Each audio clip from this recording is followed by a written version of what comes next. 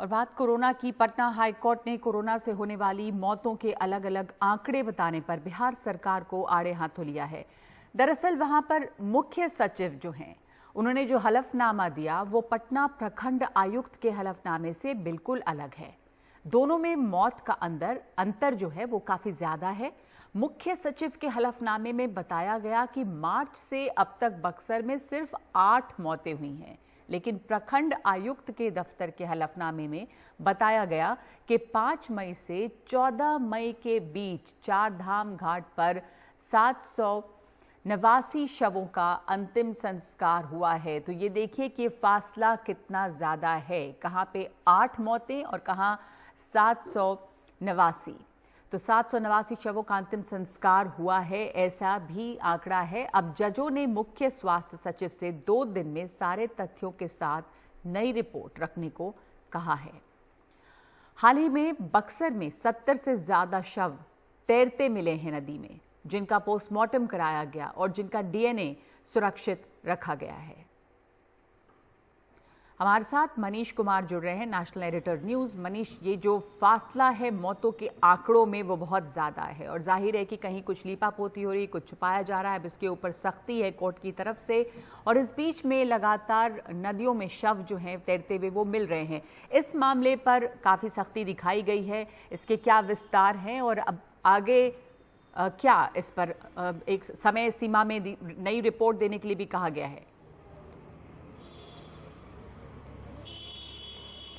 देखिए नगमा, सबसे पहले मैं बता दूं कि प्रमंडलीय आयुक्त ने अपनी रिपोर्ट में 779 शव के बारे में कहा था कि उनकी अंत्येष्टि हुई है, लेकिन दूसरा पक्ष यह भी है कि अभी जो जानकारी मिल रही है कि जो 7 मौतें ही जो मुख्य सचिव ने अपने कोविड वाली अपने रिपोर्ट में बताया था कि कोविड से मात्र 7 लोगों की मौत हुई है। अब जानकारी मिल रही है कि 1 मार्च से 13 मई तक बक्सर के एडमिनिस्ट्रेशन के द्वारा 93 मौतों की जो है आधिकारिक रूप से पुष्टि हुई है, जो सरकार के वेबसाइट पे भी है।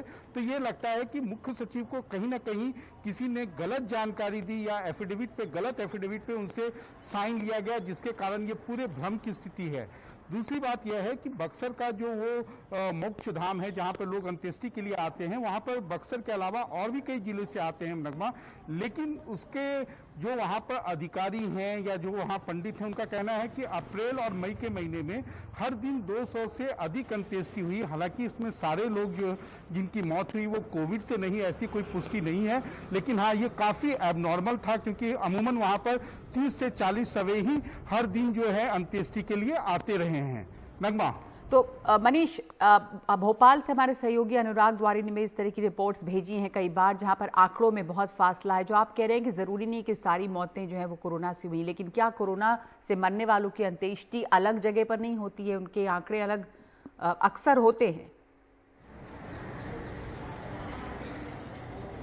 निश्चित रूप से जो कोरोना से मौत होती है उसका भी एक रजिस्टर होता है। हर जगह जहां पे भी शमशान घाट है वहां पे उस रजिस्टर को मेंटेन किया जाता है, लेकिन लगता है कि सरकार के द्वारा इस तरीके की मौत के आंकड़े को दबाने की या छिपाने की एक तरह से कोशिश हुई है, जो बक्सर के मामले में उजागर हुई है। मैं आपको बता दूं कि अमूमन अगर आप हर जिले में जाएंगे तो आपको 10 से 20 गांव ऐसे मिलेंगे जहां पर 20 से अधिक लोगों की मौत हुई, लेकिन सरकारी आंकड़े में वो मौत का जो आंकड़ा है या जो मृतक लोग हैं जिनको कोविड से जिनकी मौत हुई या कोविड के लक्षण से मौत हुई है, वो कहीं भी वो सब रिफ्लेक्ट नहीं होता है। नगमा जी, तो यहाँ पर भी मनीष धन्यवाद आपका। यहाँ भी देखा जा रहा है कि अब कोर्ट जो है वो सक्रिय हुआ है और हाई कोर्ट ने एक फटकार लगाई है बिहार सरकार को और कहा है कि ये जो फासला है हलफनामे में, आखिर इस पर सवाल उठाए कि इतना ज्यादा अंतर क्यों है, और नई रिपोर्ट देने के लिए कहा गया है कि ये मौतों के आंकड़े में इतना ज्यादा अंतर क्यों है, क्योंकि मुख्य सचिव का हलफनामा जो है वो कुछ और बताता है, लेकिन प्रखंड आयुक्त का हलफनामा कुछ और आंकड़े बताता है, जहां पर आंकड़े काफी ज्यादा हैं।